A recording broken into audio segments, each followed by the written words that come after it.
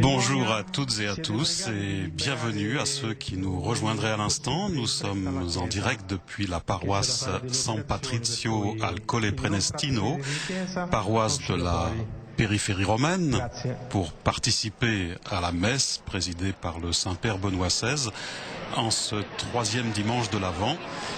Le pape qui effectue ici aujourd'hui une visite pastorale en tant qu'évêque de Rome dans une des paroisses donc de son diocèse. Le Saint-Père effectue cette visite pastorale en compagnie de son cardinal vicaire, Monseigneur Agostino Vallini, et de l'évêque auxiliaire pour ce secteur de Rome, Monseigneur Giuseppe Marcianti. La messe sera concélébrée également par le curé de la paroisse, le père Fabio Fasciani, mais aussi par le précédent et premier curé, Monseigneur Arnaldo D'Innocenzo, qui fut en charge de cette paroisse pendant 37 ans. Sera également présent à l'occasion de cette visite du pape le cardinal argentin Jorge Maria Mejia, venu en ami de la paroisse. C'est un ancien vice-président du Conseil pontifical Justice et Paix, également ancien responsable de la Bibliothèque apostolique vaticane. Le pape qui arrive sur ces images, à peine arrivé, rencontrera d'abord les jeunes couples de la paroisse qui ont fait baptiser un enfant au cours de l'année qui s'est écoulée. Cette paroisse et sa nouvelle église que nous découvrons se situe au cœur d'un nouveau quartier de la capitale italienne, situé à l'est de la ceinture périphérique de la ville. Et ce quartier de Rome, Colle Prenestino, comme son nom l'indique, est situé sur une colline, la colline Prenestine, qui tire son nom de Preneste, l'ancien nom de Palestrina, ville de la province de Rome dans la région dite du Latium, située à quelques 30 km de là. Le premier nom de ce lieu était Colle Mantuccia, la colline de la menthe, plante abondamment présente alors sur ces terres. Je vous le disais, c'est un quartier récent qui s'est constitué dans les années 60-70 à partir d'une zone d'abord agro-industrielle et puis de nombreuses habitations. Un quartier donc placé au milieu de vastes terres agricoles. Voilà le Saint-Père Benoît XVI avec le cardinal Vallini. Sachez qu'outre des ruines romaines de l'aqueduc Aqua Vergine qui recueille l'eau des sources de la région et qui alimente ainsi 5 des plus importantes fontaines de Rome, eh bien lors des fouilles effectuées en 2003 ici pour la construction de l'église San Patrizio, lors de ces fouilles ont été mises au jour des tombes étrusques présentes sous le sol de l'église, d'ailleurs visibles à l'entrée à partir d'une ouverture pratiquée dans le plancher. Et le père Don Fabio Fasciani, le curé de la paroisse, qui accueille le Saint-Père.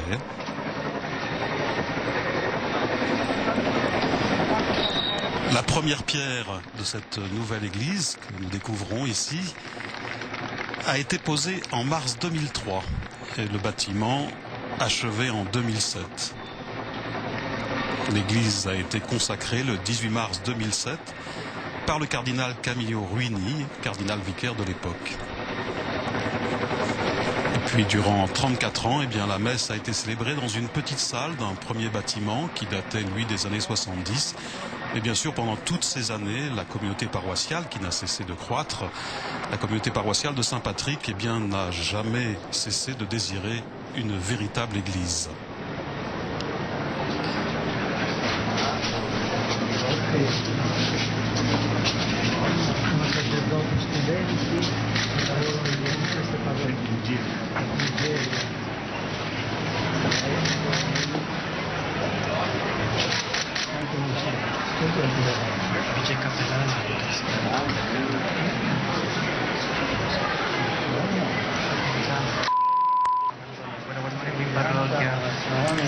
Le Saint-Père qui salue cordialement tous les membres de la paroisse, les différents vicaires.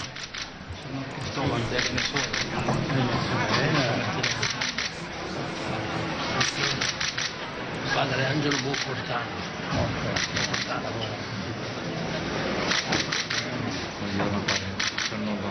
sono fatti guidare in questa chiesa da 2 mesi, sono rientrato dopo 11 anni missionario che ritorno in America. Il Redentore Smart, presidente parroco di questa parrocchia, il fondatore della questa parrocchia. Ici le père Arnaldo D'Innocenzo, qui donc a été le premier curé en charge de cette paroisse, je vous le disais, pendant 37 années. Bacia la Maria Santa Cruz. Gabriele, Emanuele. Gabriele, che grande. Crescono.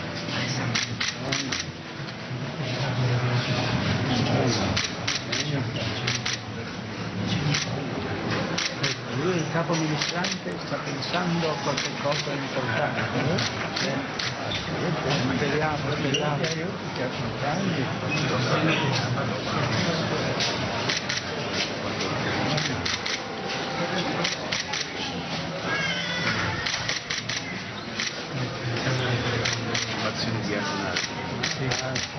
I diaconi permanenti finati proprio. Questo è un catecumeno, santità. È un catecumeno. Sono le famiglie con i bambini. Nati nell'anno.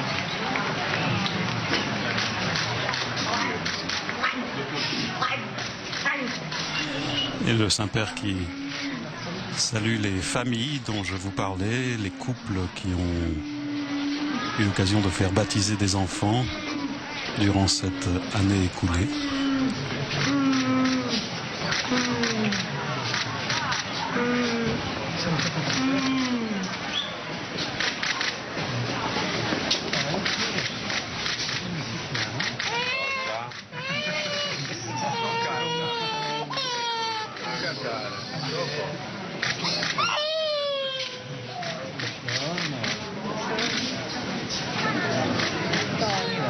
Antonio. Voilà le Saint-Père, pasteur attentif aux brebis de son diocèse, le diocèse de Rome.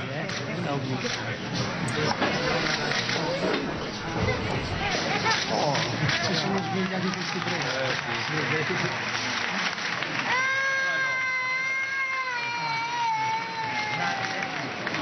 Augusto.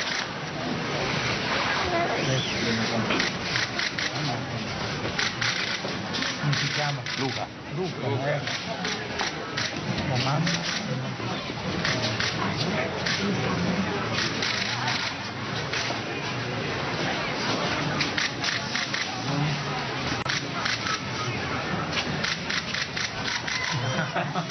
È incantata. Hai capito tutto. Samuele.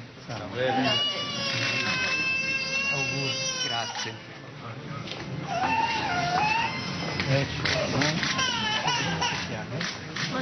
Matteo, Gabriele e poi Emanuele. Grazie.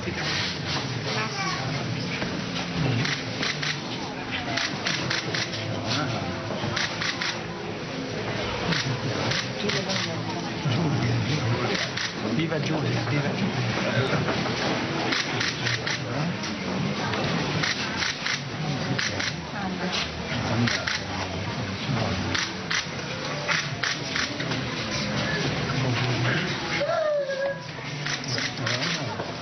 Il Rocco. Lei è Rachele. Sì.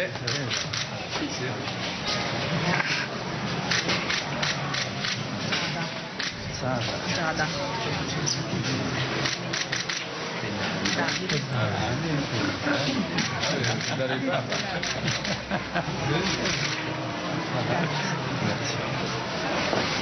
Vous voyez la joie du Saint-Père dans cette rencontre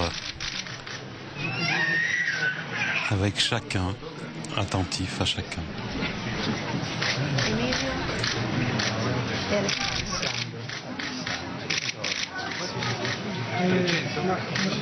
una cinquantina, forse un po' di più. Questo è il criterio. Nell'anno. La parrocchia che cresce.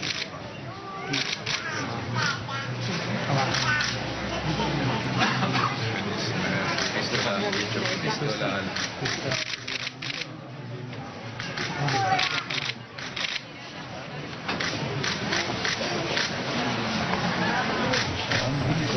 50 enfants ont été baptisés cette année dans la paroisse San Patrizio.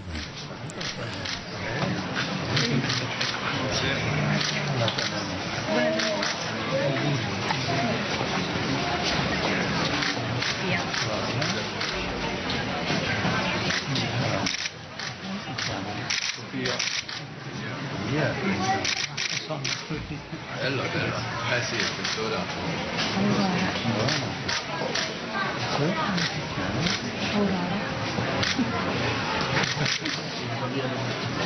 Sofia.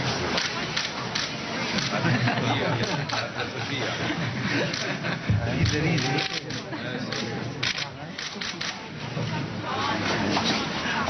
Tu ridi? Ah, vivo Sofia.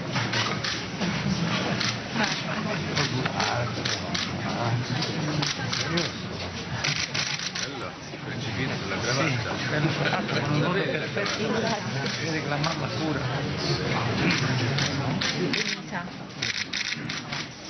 Che chiama?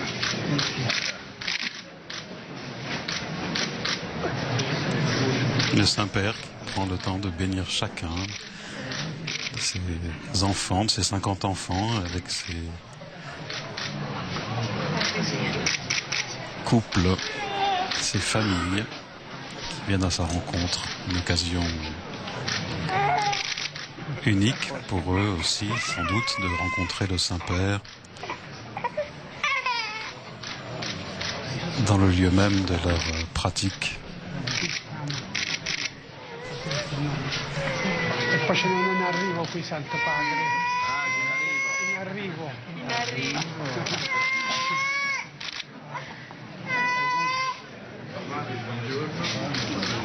Benedetta.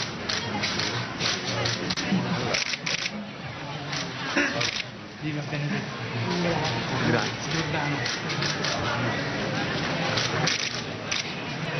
Benedetta. Benedetta, guarda un po' Santo Padre. Grazie. Ecco. Samuele. Quasi.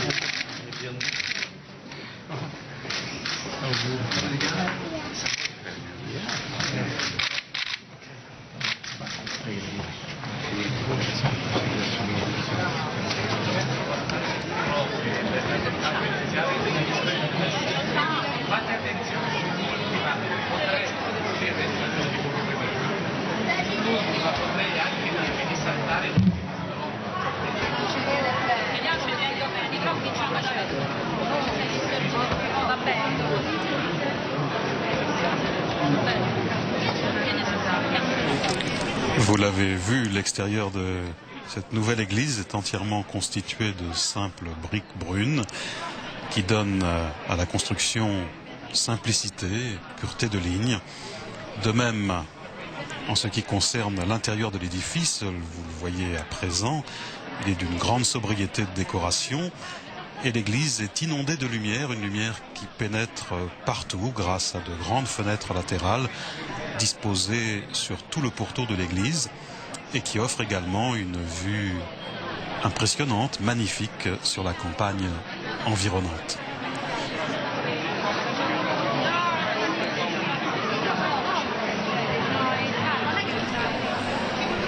Cette nouvelle église et les locaux de cette cité paroissiale, par leur agencement, permettent à présent d'accueillir les différentes activités, tant communautaires qu'individuelles, de la paroisse.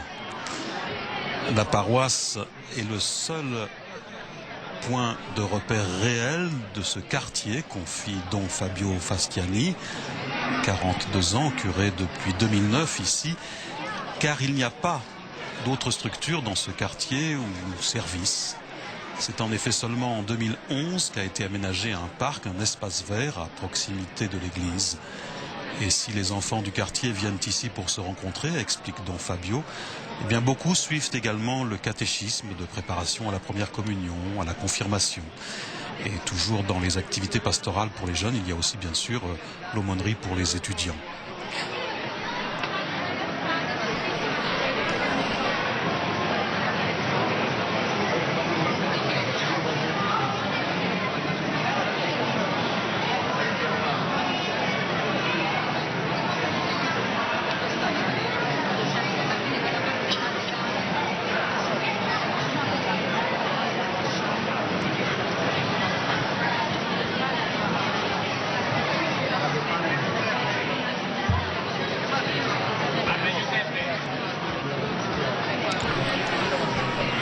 Plusieurs autres activités pastorales ici, naturellement, comme dans nombre de paroisses. Il y a une école de la foi, la chorale, un groupe d'animation liturgique, et puis une catéchèse de post-confirmation basée sur les 10 commandements, actuellement suivie par environ 80 jeunes, accompagnés par des membres d'une communauté néocatéchuménale d'une autre paroisse de Rome, une communauté en mission ici à San Patrizio. C'est la 6e communauté néocatéchuménale de la paroisse des martyrs canadiens. À noter également que les sœurs oblates de la Vierge du Rosaire accompagnent la paroisse de leurs prières.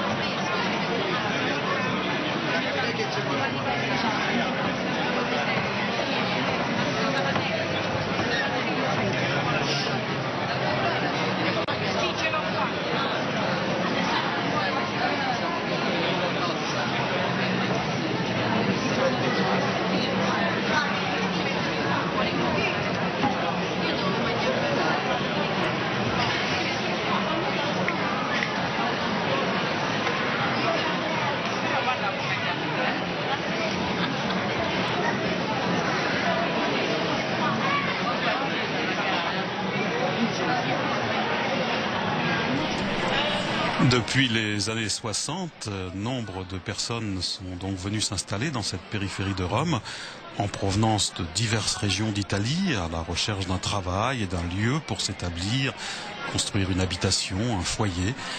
Et c'est en grande partie cette population migrante qui est hétérogène, qui a constitué peu à peu la communauté urbaine de ce nouveau quartier de Rome. S'agissant des migrations et des personnes migrantes, souvenez-vous que le Saint-Père, chaque mois, confie aux catholiques des intentions de prière. Eh bien, pour le mois de décembre, justement, tout particulièrement, le Saint-Père invitait les catholiques à prier pour que les migrants soient accueillis dans le monde entier, spécialement par les communautés chrétiennes, avec générosité et charité authentique. Et rappelons également qu'au cours de l'Angélus de dimanche dernier, Benoît XVI invitait les fidèles à une solidarité fraternelle et joyeuse envers les migrants. Le temps liturgique de l'Avent invite les fidèles à se mettre en route, a ainsi précisé Benoît XVI, décrivant une réalité bien familière aux personnes obligées de quitter leur région pour différentes raisons. Les migrants, disait-il, connaissent la précarité et rencontrent souvent peu de compréhension. Puissent-ils être accueillis et avoir une existence digne, a souhaité le pape. En ce temps préparatoire de Noël, poursuivait-il, qu'une solidarité fraternelle et joyeuse vienne en aide à leurs besoins et soutienne leur espérance.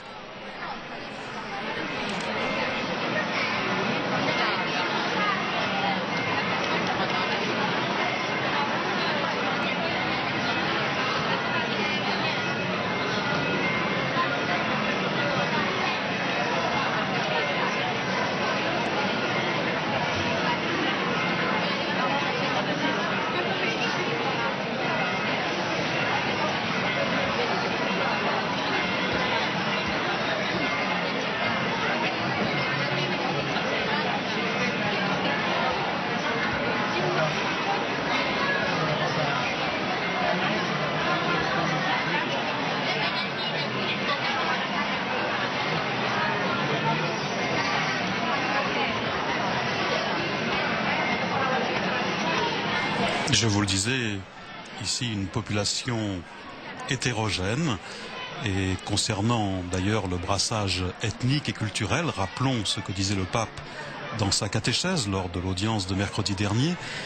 Je voudrais inviter, disait-il une fois encore, à prendre plus souvent la Bible en main pour la lire et la méditer. Le pape assurait que c'est là que l'on pouvait lire les différentes étapes de la révélation de Dieu. Le pape a également invité à prêter une plus grande attention aux lectures de la messe dominicale, rappelant que les Écritures étaient une nourriture précieuse pour notre foi. L'histoire n'est pas une simple succession de siècles, d'années, de jours, soulignait le souverain pontife, mais le temps d'une présence qui lui donne un sens et l'ouvre à une espérance solide. Benoît XVI évoquait alors les interventions dans l'histoire du peuple de l'Alliance, Israël, retracées dans l'Ancien Testament. Ce ne sont pas des événements qui passent et qui tombent dans l'oubli, soulignait-il, mais ils deviennent mémoire et constituent ensemble l'histoire du salut. Méditant alors sur les vicissitudes des Juifs dans la Bible, préfiguration du peuple de la Nouvelle Alliance, le pape a assuré que l'exil à Babylone et la dispersion des Israélites dans la diaspora étaient une annonce de l'universalité. Le salut de tous les peuples se réalise dans l'interculturalité, a-t-il ajouté.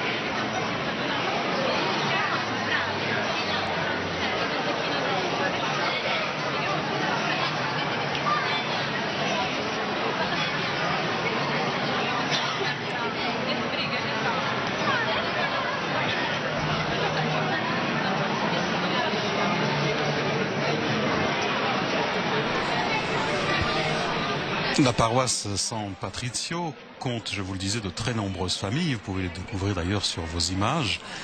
Et bien sûr, de jeunes ménages avec des enfants en bas âge ou des adolescents. Concernant l'éducation, le Saint-Père s'exprimait ainsi: en scrutant les nombreux défis de notre époque, disait le pape, s'adressant aux nouveaux ambassadeurs près le Saint-Siège, en scrutant les nombreux défis de notre époque, disait le Saint-Père, nous pouvons constater que l'éducation y occupe une place de premier plan. Elle se fait aujourd'hui dans des contextes où l'évolution des modes de vie et de connaissances crée des ruptures humaines, culturelles, sociales et spirituelles inédites dans l'histoire de l'humanité. Les réseaux sociaux, autre nouveauté, disait le Saint-Père, ont tendance à substituer les espaces naturels de société et de communication en devenant souvent l'unique référence de l'information et de la connaissance.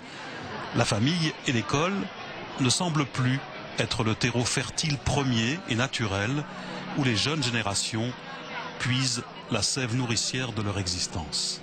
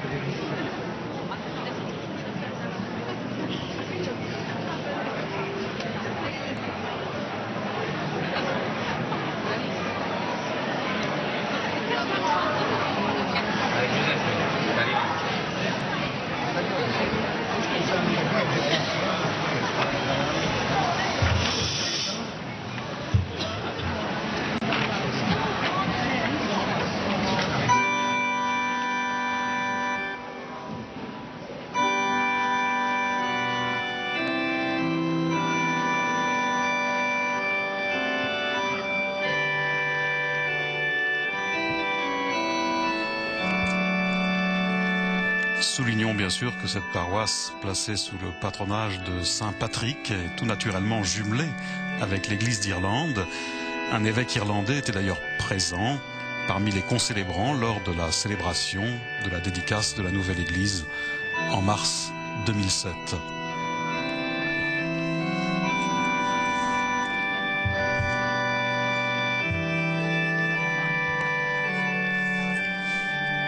Vous savez que Saint Patrick est un prénom dérivé du mot latin patricius, patricien, qui désignait dans la Rome antique un homme noble, jouissant de prérogatives par opposition à un plébéien.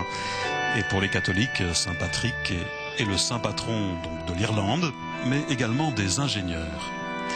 Voilà, vous savez tout, et voici que s'avance la procession d'entrée pour une célébration eucharistique dans toute la simplicité de la couleur locale de cette paroisse qui accueille son évêque, le pape Benoît XVI.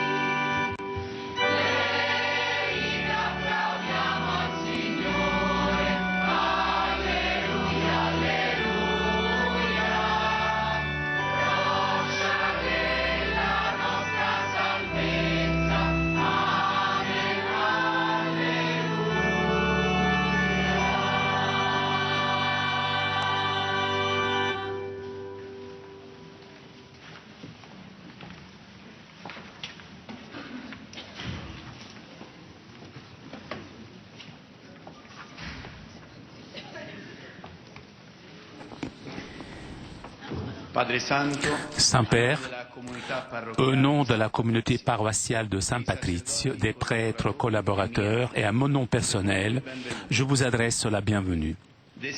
Je voudrais saluer aussi son éminence, le cardinal Ballini, votre vicaire pour le diocèse de Rome, son excellence, Monseigneur Giuseppe Marciano, évêque auxiliaire, et Monseigneur Arnaldo Di Innocenzo, le premier curé qui a administré cette communauté pendant 37 ans, sans père.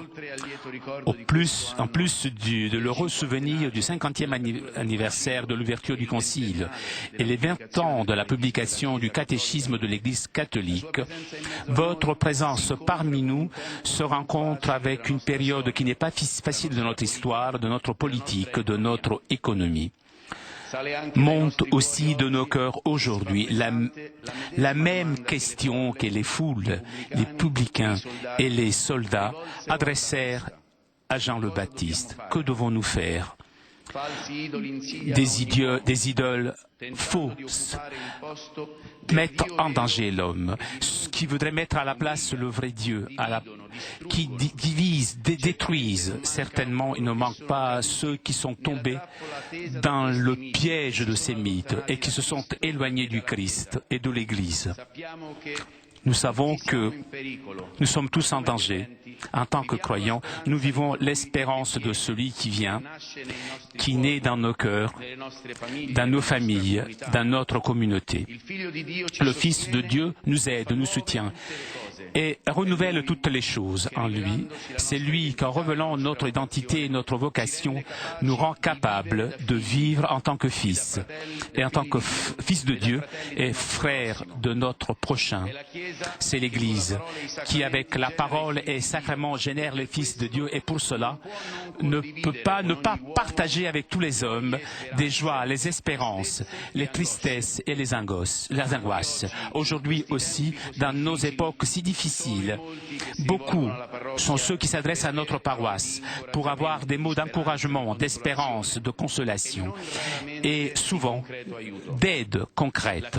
L'Église existe, est là, veut et doit y être, exister, comme depuis le début, à partager avec les hommes et les femmes et les personnes âgées de ce quartier, comme est appelé autrefois l'école de la Mentuccia. L'histoire de notre quartier Sainteté n'a pas été une histoire facile, à commencer vers la fin des années 60, avec des gens venus de différentes régions d'Italie et qui a travaillé pour construire une maison pour eux et pour leurs enfants. Beaucoup ont travaillé, ont eu des difficultés. Le manque des services les plus essentiels comme l'eau, l'électricité, les égouts, mais aussi les transports. Mais on a trouvé aussi l'enthousiasme et l'esprit de collaboration et de solidarité qui a animé les jeunes familles qui se sont installées ici, poussées par l'exigence d'avoir une maison. Le quartier est lié aussi à ses débuts avec l'œuvre des Montfortins qui avaient à côté d'ici leur centre d'enseignement et même avant la fondation de la paroisse avec générosité faisaient du catéchisme et partageaient avec les gens les moments difficiles et les moments difficiles.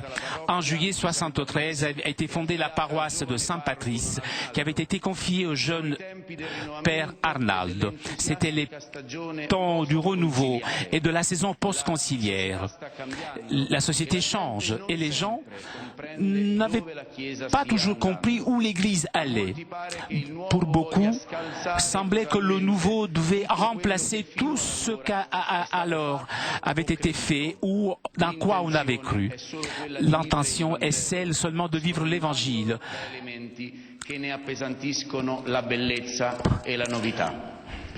À cette période a suivi le temps où les églises se vidaient et beaucoup de pasteurs avec difficultés et souffrances avaient essayé de protéger et garder ensemble le troupeau de Dieu qui leur avait été confié. Ce troupeau qui avait été mis en danger par des loups rapaces du matérialisme, de l'éloignement du Christ, mot dont nous souffrons encore aujourd'hui. Le manque pendant 34 ans d'une structure paroissiale a conditionné la vie et le développement de notre communauté et de son curé. Et l'inauguration du nouveau complexe paroissial advenu en mars 2007 a été vécue par tous avec un grand enthousiasme. et avec une grande espérance. Je suis curé depuis 3 ans ici et certainement je dois beaucoup à tous ceux qui m'ont précédé. J'ai trouvé ici beaucoup de gens de bonne volonté qui m'ont accueilli avec affection filiale et avec l'esprit de collaboration que j'ai pu expérimenter même ces jours-ci pour la préparation de cet événement, de ce jour pour nous si important. Saint-Père, votre présence parmi nous nous remplit de joie. Nous voulons être à côté de vous, pas comme devant quelqu'un de célèbre. Et c'est pour cela, mais comme les disciples étaient à côté de Jésus, comme les enfants sont à côté de leurs parents, et pouvoir vous manifester toute notre affection, notre estime, et être rassurés par votre présence. Les premiers mai de cette année de la foi, je veux prier pour notre communauté, afin que l'adhésion au Christ et à l'Église soit toujours plus ferme, plus forte, convaincue et capable d'accueil et de charité envers nos frères, surtout envers les petits, les pauvres et ceux qui souffrent. Au début de cette célébration, je voudrais vous présenter notre communauté paroissiale. Tout d'abord, les chrétiens qui vivent ici dans notre quartier. Beaucoup d'entre eux, malheureusement, n'ont pas trouvé place dans l'église. Les enfants qui fréquentent le catéchisme, leurs parents qui avec leur présence et leur prière représentent l'âme de notre paroisse. Les religieuses oblates de Notre-Dame du Rosaire qui prient tous les jours pour la paroisse. Les enfants du catéchisme de la première communion, et il y en a beaucoup. Les enfants de l'aumônerie, leurs catéchistes, les enfants du catéchisme de la confirmation avec leurs catéchistes, les enfants qui suivent de cours de catéchistes, le groupe d'animation liturgique qui se retrouve tout le lundi et qui médite sur les lectures du dimanche suivant. Réalité formée par les catéchistes, par les chanteurs, les lecteurs, les ministres de la communion, et qui est ouvert à tous ceux qui veulent participer. Le groupe du laboratoire de la foi qui se retrouve le mardi et qui cette année médite sur le credo. La 6e communauté néo-catéchuménale des martyrs canadiens que depuis 1 an est en mission ici à Saint-Patrice. Une partie du groupe de ceux que chaque jeudi se rencontrent pour les catéchèses sous les 10 commandements avec leurs catéchistes. Les personnes âgées, les malades qui après la célébration de la messe vous attendent pour vous saluer. Le chœur qui a beaucoup travaillé ces jours-ci, le chœur qui est dirigé par Père Giuseppe Daminelli, et toutes les personnes qui à leur titre personnel collaborent avec la paroisse. Je salue aussi le président du 8e arrondissement, Massimiliano Lorenzotti, le directeur de l'Institut Catulli, la professoresse Emilia Refice, le président du Centre des personnes âgées, M. Vito Catanzaro, et représentant du comité du quartier. Je remercie aussi tous ceux qui, ce jour-ci, ont pris à charge de la liturgie, en commençant par Monseigneur Guido Marini et ses collaborateurs, Pedro Leonardo Sapienza et les hommes de la sécurité vaticane et italienne, même si on a quelque peu bouleversé le quotidien de notre paroisse. Voilà pour le mot d'accueil et de présentation de la paroisse par le curé de cette paroisse San Patrizio al Colle Prenestina, donc Don Fabio Fastiani.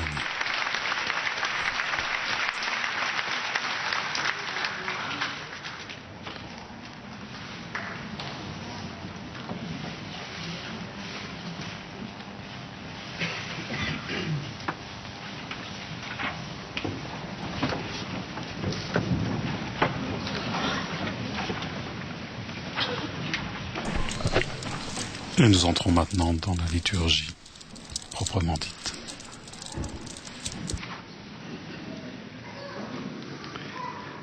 Nel nome del Padre, del Figlio e dello Spirito Santo, la pace sia con voi. Fratelli, per celebrare degnamente i santi misteri, riconosciamo i nostri peccati. confesso. A Dio Onnipotente, a voi fratelli, che ho molto peccato in pensieri, parole, opere o omissioni, per mia colpa, mia grandissima colpa, e supplico la Beata sempre Vergine Maria, gli angeli, i santi e voi fratelli, di pregare per me il Signore Dio nostro. Dio Onnipotente abbia misericordia di noi, perdoni i nostri peccati e ci conduca alla vita eterna.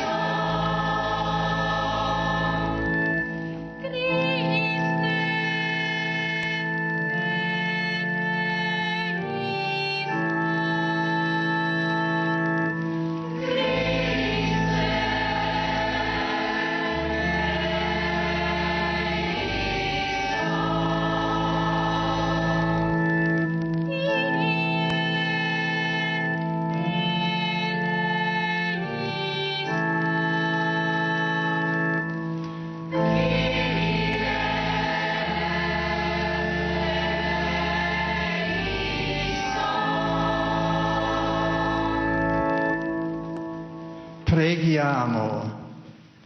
Guarda, o Padre, il tuo popolo, che attende con fede il Natale del Signore e fa che giunga a celebrare con rinnovata esultanza il grande mistero della salvezza per il nostro Signore Gesù Cristo, tuo Figlio, che è Dio e vive e regna con te nell'unità dello Spirito Santo per tutti i secoli dei secoli. Et nous entrons dans la liturgie de la parole de ce troisième dimanche de l'Avent avec la première lecture tirée du livre de Sophonie au chapitre 3, versets 14 à 18.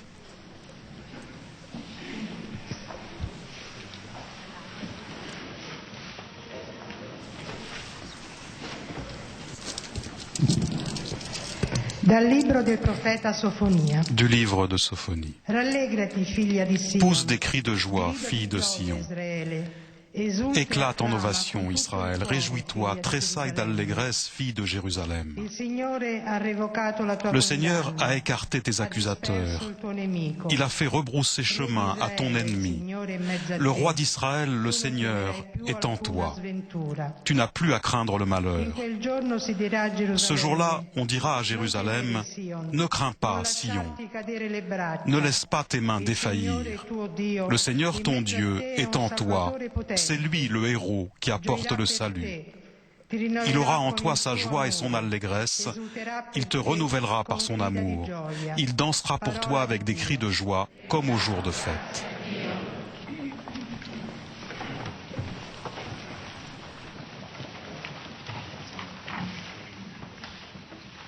Et nous répondons avec le chant du cantique d'Isaïe au chapitre 12. Voici le Dieu qui me sauve, j'ai confiance, je n'ai plus de crainte. Canta ed esulta, perché grande è in mezzo a te, il Santo di Israele.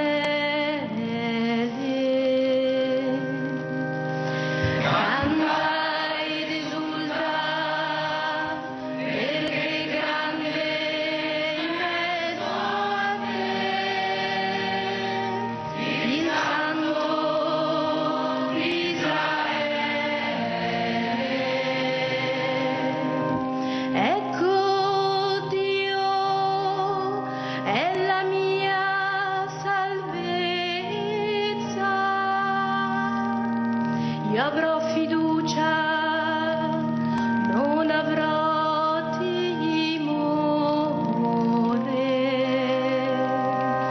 perché mia forza e mio canto è il Signore. Egli è stato la mia salvezza.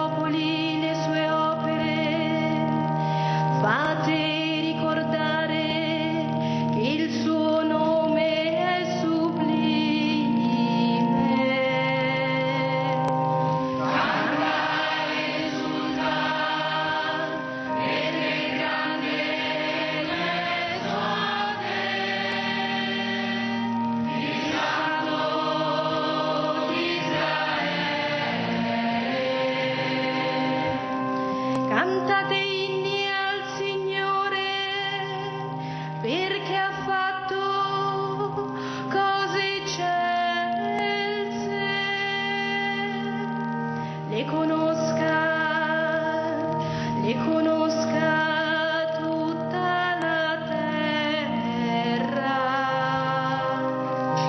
Canta ed esulta, tu che abiti in Sion, perché grande in mezzo a te è il Santo di Israele. Canta ed esulta, perché grande in mezzo a te il Santo di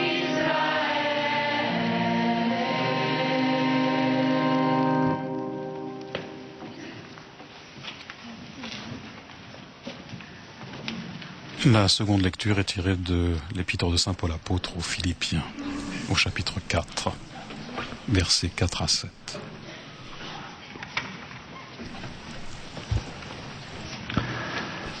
Dalla lettera di San Paolo Apostolo. De la lettre de Saint Paul apôtre aux Philippiens.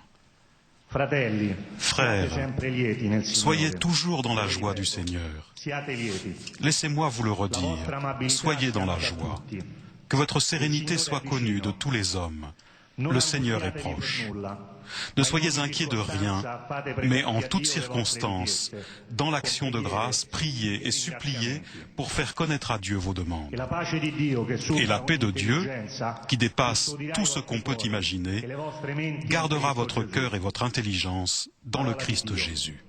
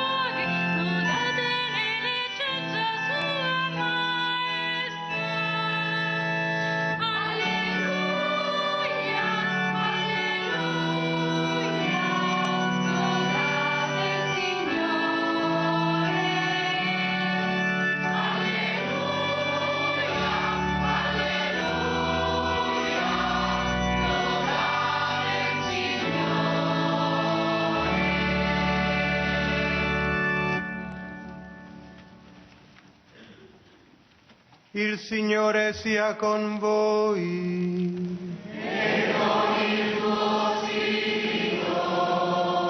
Dal Vangelo secondo. De l'Évangile de Jésus-Christ selon Saint Luc.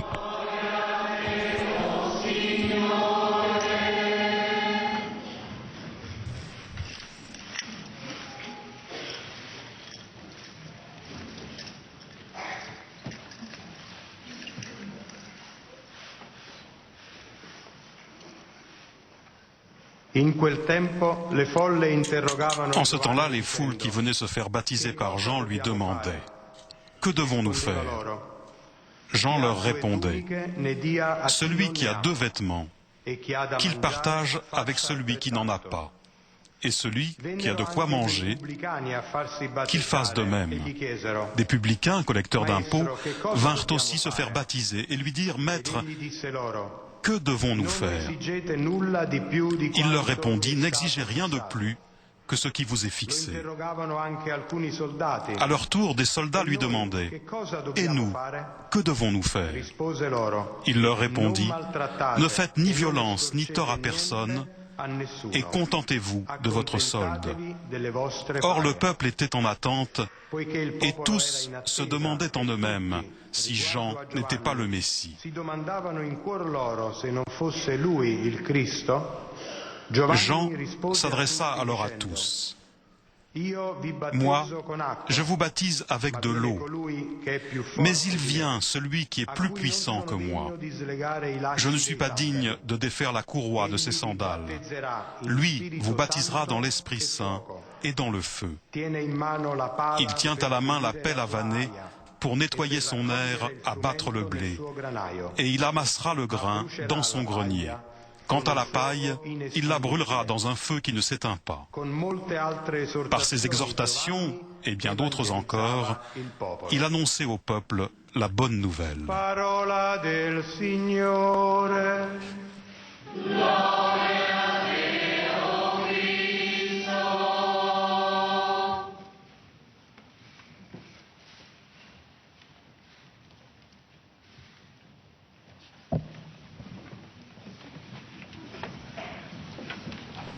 Et nous écoutons maintenant l'homélie du Saint-Père Benoît XVI.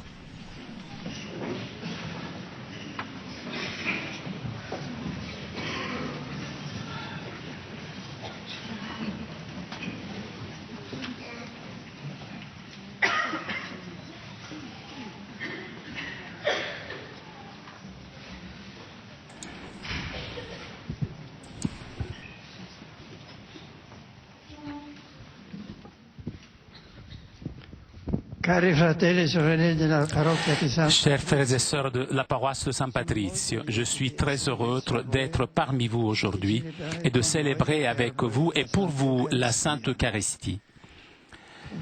Je voudrais tout d'abord vous offrir quelques réflexions à la lumière de la parole de Dieu que nous avons écoutée.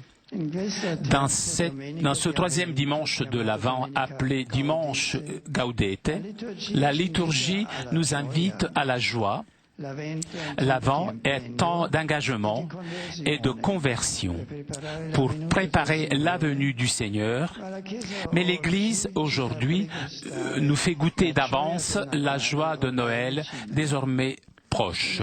En effet, l'Avent est aussi le temps de joie, puisque dans ce temps se réveille dans les cœurs des croyants l'attente du Sauveur, et attendre la venue d'une personne aimée est toujours une raison de joie. Cet aspect joyeux est présent dans les premières lectures bibliques de ce dimanche.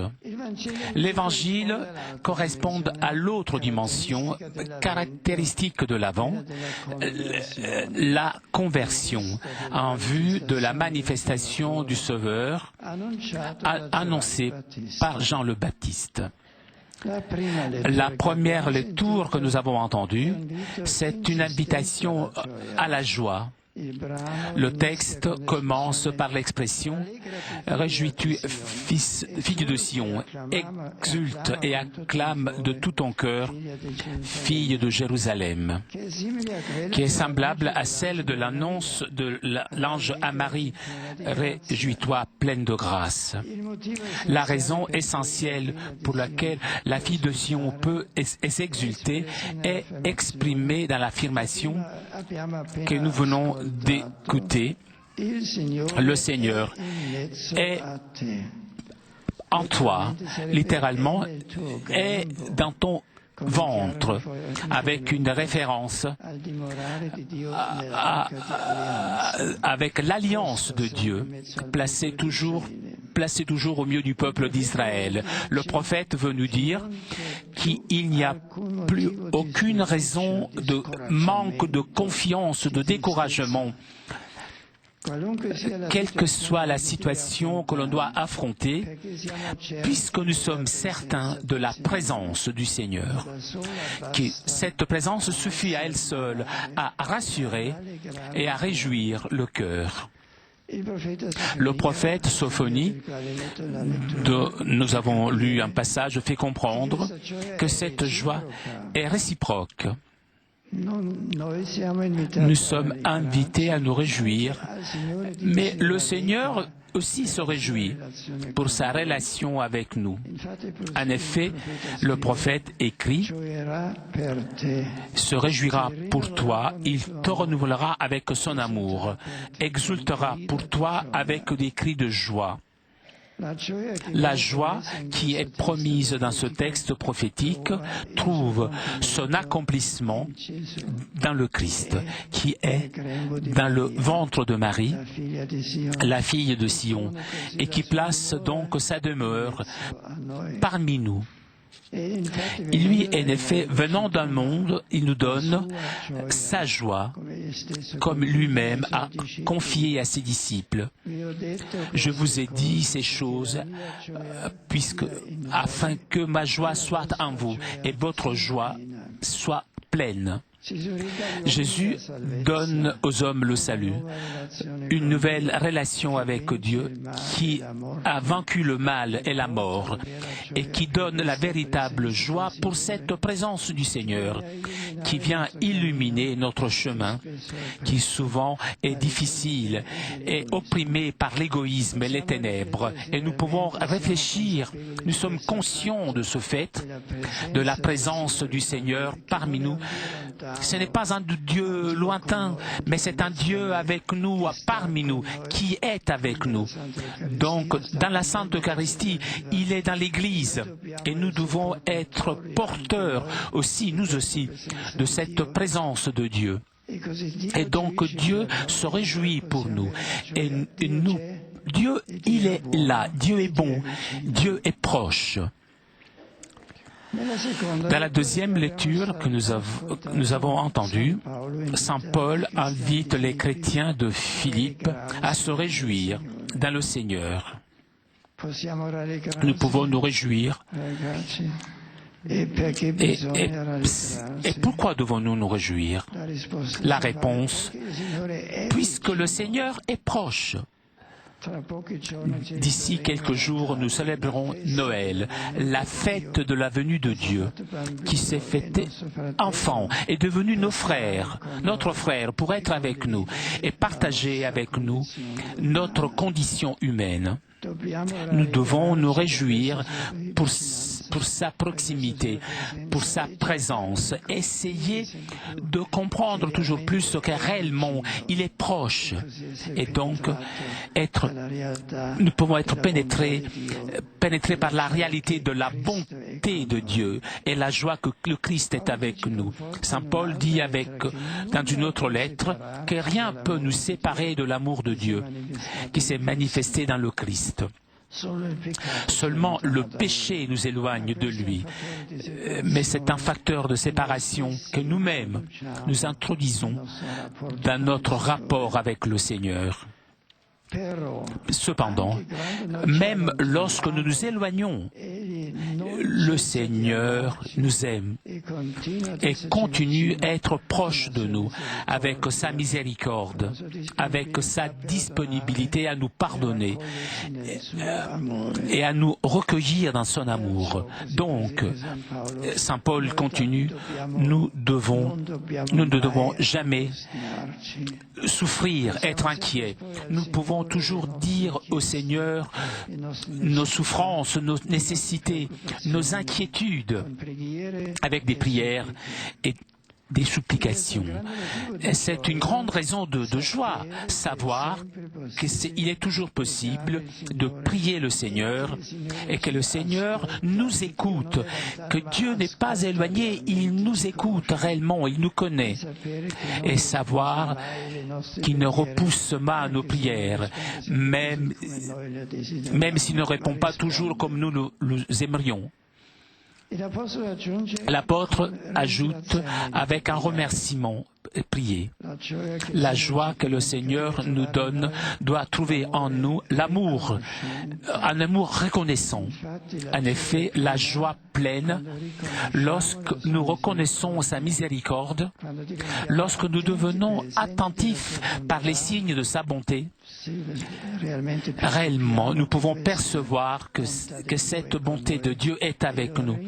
Et nous le remercions pour tout ce que nous avons reçu de lui chaque jour.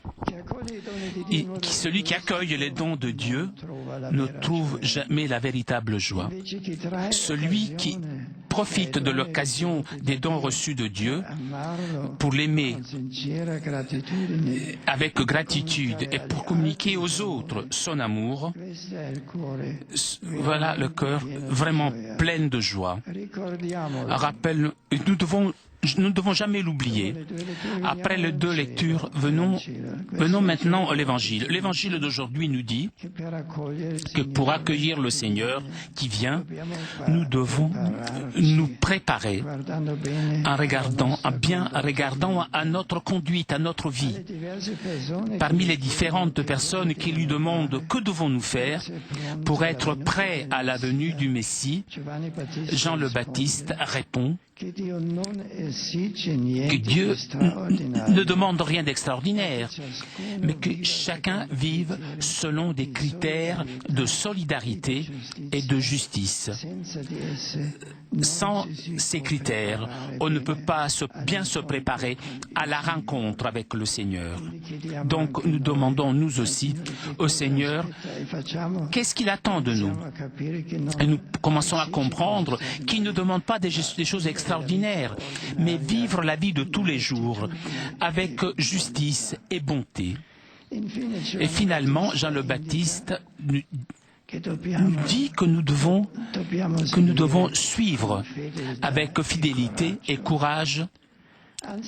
Tout d'abord, il dit qu'il n'est pas lui le Messie, et il dit avec fermeté, « Je vous baptise avec l'eau, mais viendra celui qui est plus fort que moi, et je ne suis même pas digne de laisser les lacets de ses sandales. » Ici, nous pouvons remarquer la grande humilité de Saint Jean pour reconnaître que sa mission est celle de préparer le chemin à Jésus, disant « Je vous baptise avec de l'eau », il veut faire comprendre que son action est une action symbolique.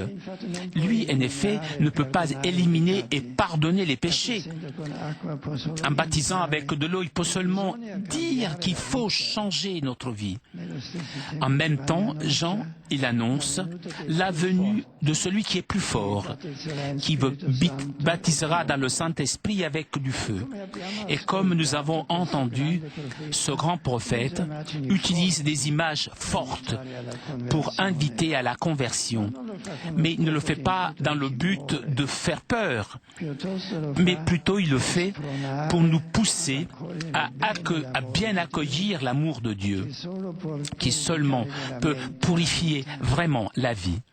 Dieu est devenu homme, comme nous, pour nous donner l'espérance, qui est une certitude. Si nous le suivons, si nous vivons avec cohérence notre vie chrétienne, il nous pourra attirer vers lui, il pourra nous conduire à la communion avec lui, et dans nos cœurs, il y aura la véritable joie et la véritable paix, même dans les difficultés, même dans les moments de faiblesse. Chers amis, je suis heureux de prier avec vous le Seigneur, qui se rend présent dans l'Eucharistie pour être toujours avec nous.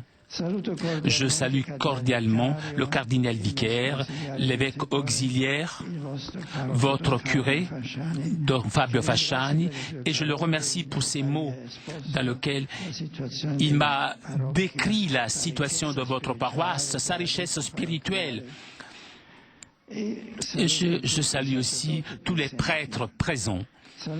Je salue tous ceux qui travaillent dans cette paroisse, les catéchistes, les membres du chœur et les différents groupes paroissiaux, ainsi les membres du chemin néocatéchuménal engagés dans la mission. Et je vois avec joie beaucoup d'enfants qui suivent la parole de Dieu à différents niveaux pour se préparer à la communion et à la confirmation et donc à la vie. Bienvenue.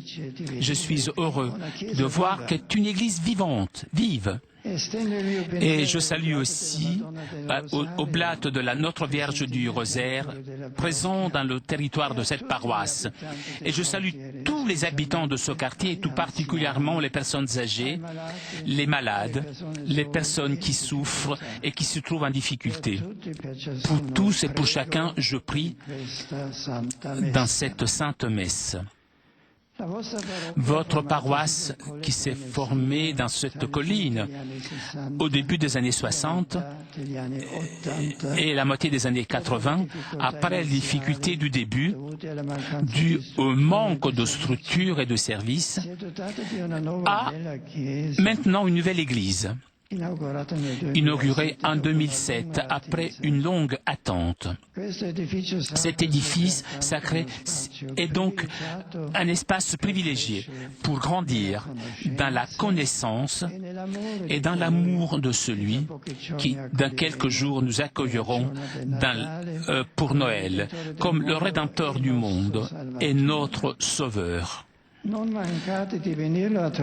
Venez le trouver, lui rendre visite souvent pour sentir encore plus sa présence qui donne de la force. Je me réjouis pour le sens d'appartenance à la communauté paroissiale que tout le long de ces années est venu à mûrir et s'est consolidé. Je vous encourage, afin que grandisse toujours plus la corresponsabilité pastorale dans une perspective de communion authentique parmi toutes les réalités présentes, appelées à vivre la complémentarité dans la diversité. Tout particulièrement, je voudrais rappeler à vous tous l'importance et la centralité de l'Eucharistie dans la vie personnelle et communautaire.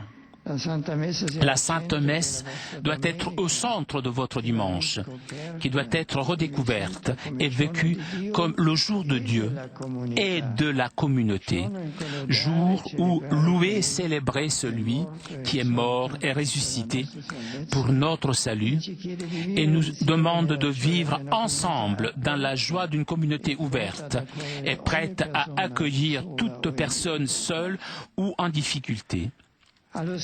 En même temps, je vous exhorte à approcher régulièrement au sacrement de la réconciliation, surtout dans cette période de l'Avent.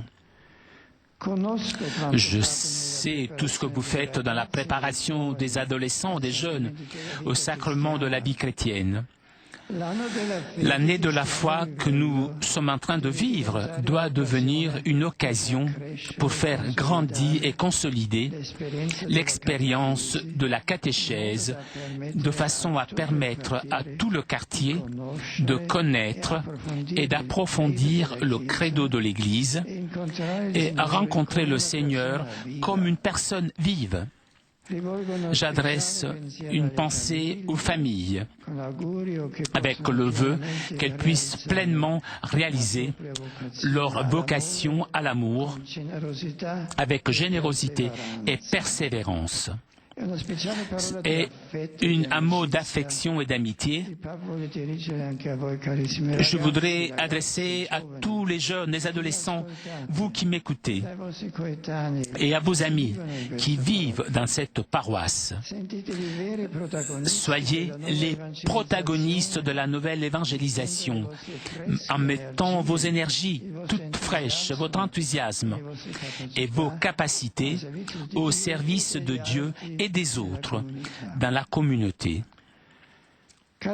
Chers frères et sœurs, comme nous avons dit au début de cette célébration, la liturgie d'aujourd'hui nous rappelle et nous invite à la joie et à la conversion.